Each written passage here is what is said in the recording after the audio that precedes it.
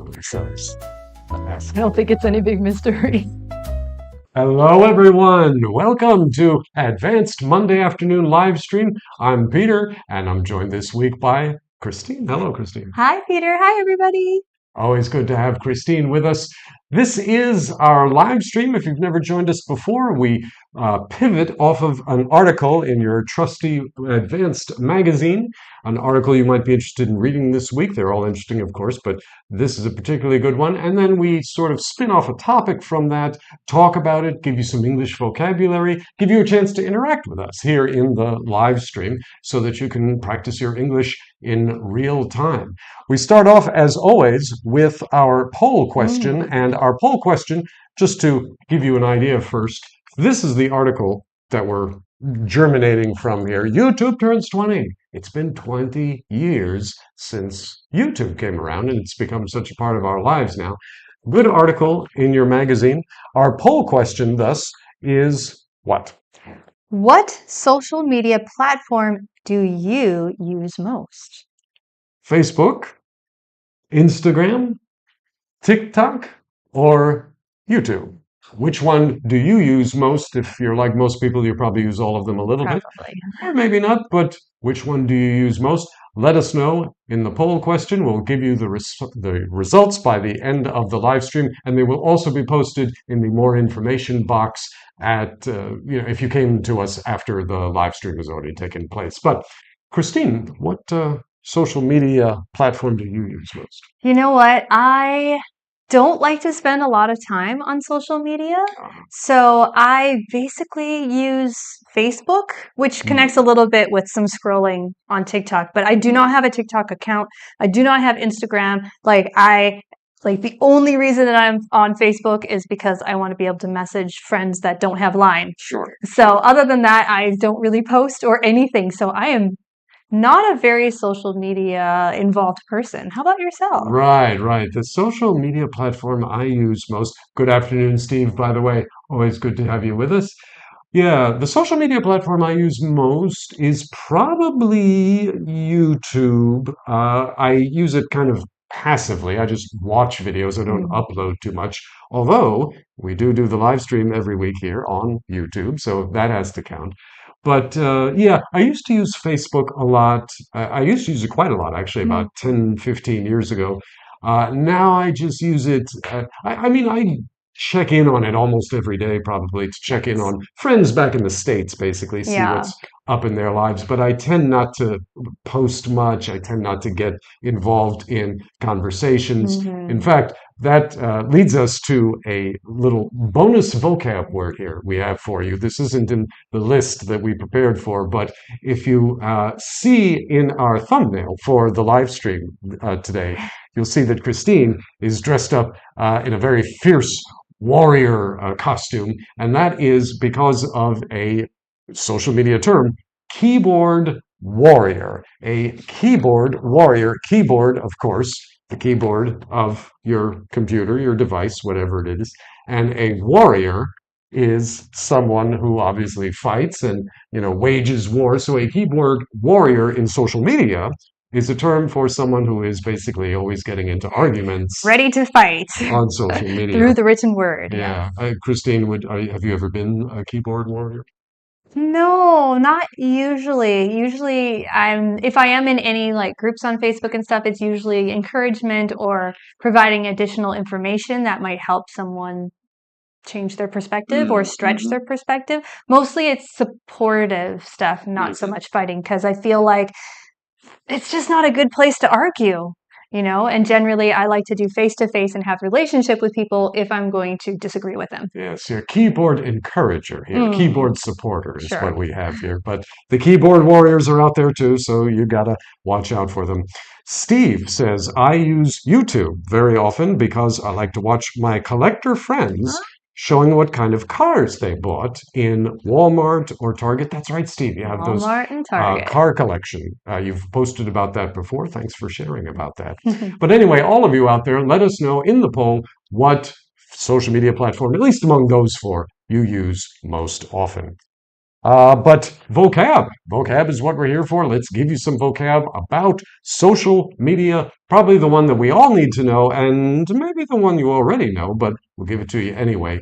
Algorithm, algorithm, algorithm. Christine, what is algorithm? Oh, I have a hard time explaining this one, but when you, especially if you're on TikTok, you watch a specific thing more often, the algorithm, like, I don't know, the secret magical powers inside of the internet, it recognizes that this is what your interest is, and it starts to give you more of the same. So it's sort of a computer way of keeping track of what you enjoy, and they also give you things that might be related because, hey, you might like this. And it just kind of keeps you scrolling. Exactly. It's something that keeps you scrolling based on what you've already looked at in the past. It's like, oh, Peter likes things about the New York Yankees. Let's give him this stuff about the New York Yankees. Or this stuff about another baseball team because they're, related in that way. Technically, an algorithm is a bunch of code and mathematics and such, but in terms of its practical effects, that's why if you are on social media long enough, the ads will start to be similar and related in terms of their content. That's the algorithm tracking what you do. So that's something to keep in mind when you decide what to look at and what not to look at, because the algorithm is keeping track. It's watching you. Yeah. Heather. Hello, Heather Lynn. Good to have you with us. Sometimes when I feel very passionate about a perspective, then I want to defend it. Yes, there's a keyboard warrior in all of us, if we're honest. There's a keyboard warrior in all of us. But I agree with Christine. It's better to get along. Yes. Okay, another nice piece of social media vocab we have for you today is clickbait. C-L-I-C-K-B-A-I-T, clickbait. You can see it's basically made up of two separate words, click and bait. So in social media, Christine, what does clickbait mean? So clickbait means this is something, maybe it's the title of the YouTube video or a picture or something that makes you go, ooh, I want to see what that is. And so you click on it. There's another one that we can throw in, rage bait. That's sort of the newest thing is they write something that's going to get lots of people angry, get those keyboard warriors to start responding. And it might not even be the true fact that they're trying to portray, but they put it there to get people excited and mad, and they click on it, they watch it, and they respond. And that's a good way of making some money on any of these social media platforms. Yes. Baiting people that way, like the bait that you put on a fish hook when you want to catch fish. Bait is something that allures, attracts people. And in this case, we're trying to allure clicks. We're trying to get you to click on my link or my page or go to my website or something like that. So clickbait is something, it's used in a negative sense to mean something that isn't really substantive. It's like trying to trick you into doing it. Right. It's just trying to get your attention. It's just trying to, sort of appeal to the lowest common denominator, as we say. It's like using sex and violence because we have such a complicated relationship with that sort of stuff that you see it in advertising all the time. You see it in movies and so on and so forth. And partly it's there, partly just to get our attention, just to get us to click through. So it's clickbait. And a related vocab term in terms of, Christine mentioned that the rage bait and how that will be used sometime to get you to click through or to engage more with a post of some sort. There's a related word to that. I bet you might know it already, but here it is anyway. Troll. T-R-O-L-L. Troll. Nice short little word. Christine, what does it mean? So a troll is someone or a bot that basically says things that are going to get you angry and get you to fight back. So if you make a very general statement about taking care of the earth is great, they'll find some way to get you into a fight about this idea, and they troll you. And so basically it's kind of like online bullying. It's like this very negative thing, but the whole idea is they're trying to start a fight. Yeah. And sometimes these are real people, but often they're just bots. They're not even real people. It's just another way to kind of keep the clicks and keep things going. Appeal to your inner keyboard warrior and get you to click through. Although, to be honest, a troll, when someone is a troll or someone is trolling, that's usually that's usually not just to get you to click through. No. It's really just trying to make you lose your cool. Yeah. You know, They trying just want you to lose your pull temper. you down into the mud with them, Mhm. just for the dark thrill that they get from that. Someone who is trolling, they'll, you know, deliberately provoke you. Yeah. And like Christine said, you can make as broad and positive a topic as you can, or a statement, and they'll find something wrong with it, something to quibble with, just because they like to, they like to connect push that those way. buttons, Yeah, right? they like to push those They buttons. like to get you angry and then start this whole thing and Another get good lots of phrase people there. upset. Yeah, push those buttons, meaning to stimulate you to sort of In an play angry on way. your weak points or your Mhm. volatile points, things that, you know, get you excited. A troll. And of course, on social media, that's a much it's a much greater temptation on social media because of the anonymity Yes. that we all have on That's social right. media. You know, it's easy to provoke someone when they're on the other side of the planet, and they might not, you know, meet you on the street the next day and punch you out for saying that insulting So thing there aren't online. really the same consequences as having a real life conversation. Exactly. Steve says, sometimes social media can be a little dangerous. I read one article from Studio Classroom called Beware Internet Trolls. Mhm. That's good. Christine works on Studio Classroom somewhat. You recall that? Yeah, I remember that article. Oh, Absolutely. okay. So this is a recent one. Good for you, Steve. Thanks for sharing. Okay, one more vocab word, and then we're going to give you another discussion question that you can chime in on. And that vocab, oh yes, we talked about the keyboard warrior that Christine appears as in our thumbnail. I was covered with a white sheet so as to look like a ghost. Ghost. A word you probably already know, I'm sure, but what does it mean, Christine, in social media land? Well, if you ghost someone, you basically are in conversation with them or you're present, and then suddenly you disappear like a ghost.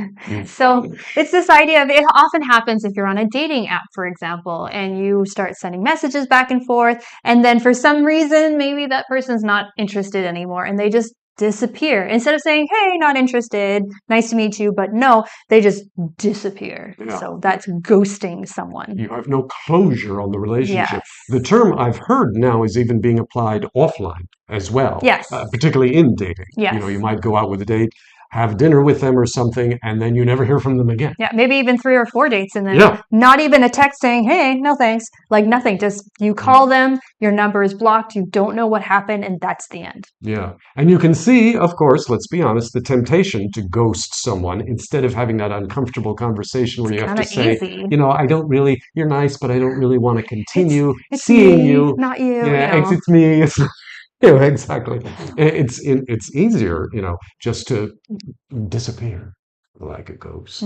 But that doesn't mean it's good. We want to treat people properly, treat people with respect. Okay, Heather again. Hello. Ghosting. Comment on ghosting. Can seem cruel, but I can also see why people do that if the other person doesn't take the hint. Yes, good phrase. Take the hint. Understand what someone wants or is saying without having to have them spell it out, you know, explicitly and exactly. Take the hint. Yeah. Or if there's concerning behavior, if someone seems unsafe, disappearing might be the safest thing that you can do. Yes. Good point, Heather. Thanks for adding that. Okay, so like we said, we're going to give you another discussion question you can chime in on, and this is related to the poll question. The poll question was, you know, which social media platform do you use most? And our discussion question is, why is blah the platform that you use most? If you answered YouTube to the poll question, why YouTube? If you answered Facebook, why Facebook? Or Instagram or TikTok, let us know in the comments why the social media platform you use most is the one you use most. And Christine, why is... You said Facebook, right? Yes. Yes. So why is that the one you use most? Well, it's the communication, so Messenger is what I use. And it was kind of the oldest. It was like one of the first. And so I just don't want to set up lots of accounts and keep up with lots of things. So for me, it's like, well, pretty much everybody's on Facebook, at least in like North America. Pretty much everybody's on Facebook. So it's an easy way to stay in contact. So that's why for me, I just don't want to add others. Yeah. It's kind of the same for me as far as Instagram and TikTok is concerned. I mentioned that Facebook and YouTube are the ones I spend the most time on. Facebook is really the one where I do the most socializing. YouTube is basically just a substitute for television for me. But Facebook, I'll interact with people sometimes.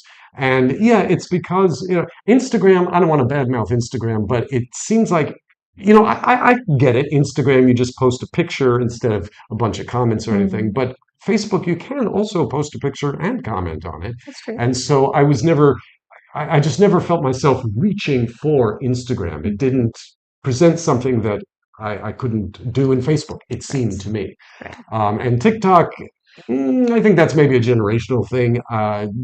TikTok specializes in the short videos that are just like a few seconds long sometimes. And again, I can see how that would appeal to some people. Just doesn't appeal to me. Again, maybe I'm of an older generation and I just am more comfortable with a longer form of video. I do use TikTok for finding new topics for SC Magazine, for example. So sometimes, I can kind of see what are the trends, what are people interested in, what are some encouraging and positive stories that I would not hear of anywhere else.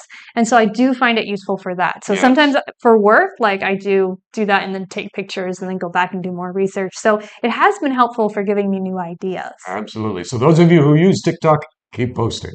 We got a bunch of comments from folks. Thanks. Yeah. Joshing, I have an aversion to Twitter. Yes, Twitter we couldn't include in our list. Thank you for mentioning it. And good use of vocab. Aversion. I have an aversion to something means I don't like it. I stay away from it. Yes. I can't connect with it. I have an aversion. I avoid it. I have an aversion to it. So this one, Jiwon Chang. Yes, we've seen you a couple weeks now. Good to have you with us. What's the comment? So though I use Facebook most, but its algorithm change frequently, and sometimes I cannot receive my friends or interested influencer posts. It's true. It is a little confusing, like when things are posted and when they're not. I completely understand your frustration. I feel the same. Yes, the algorithm is a mercurial thing. Mercurial means it changes a lot. It's kind of hard to predict, hard to nail down.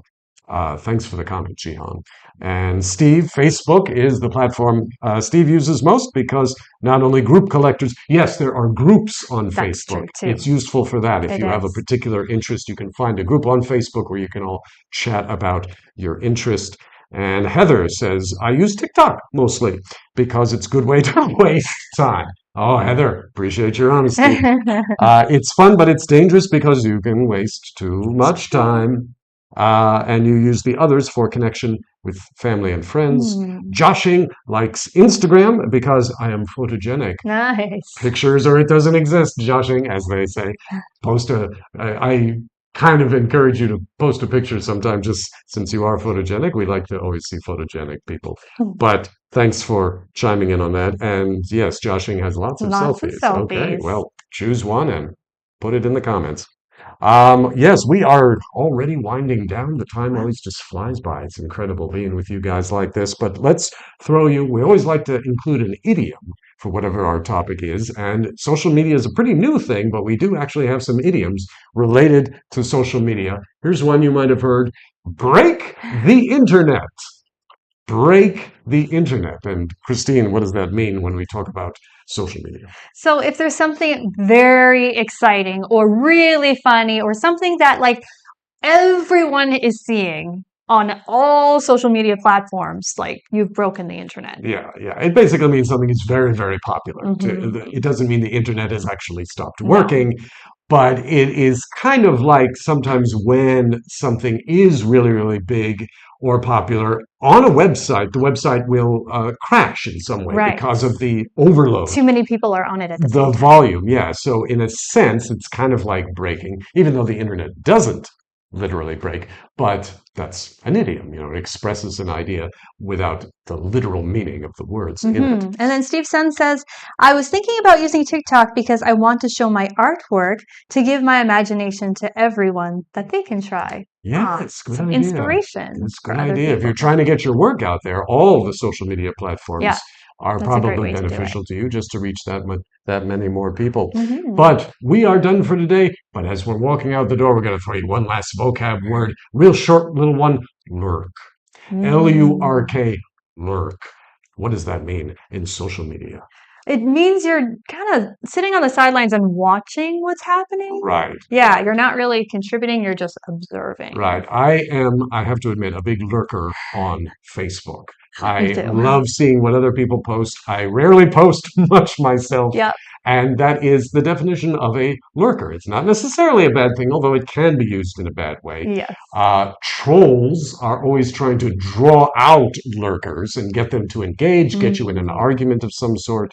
And we all lurk from time to time, but a lurker is someone who really only they just watch. Just watches. They don't engage. Exactly. A lurker. Anyway, we have to go lurk back to our desks now and continue our work here. But thanks so much for joining us this Monday. We're here every Monday from 1 to 1:20-ish with a new topic each week from the magazine. Give you a chance to learn some new vocab, practice your English with us, and just say hello. But for now, we're saying goodbye. I'm Peter. I'm Christine.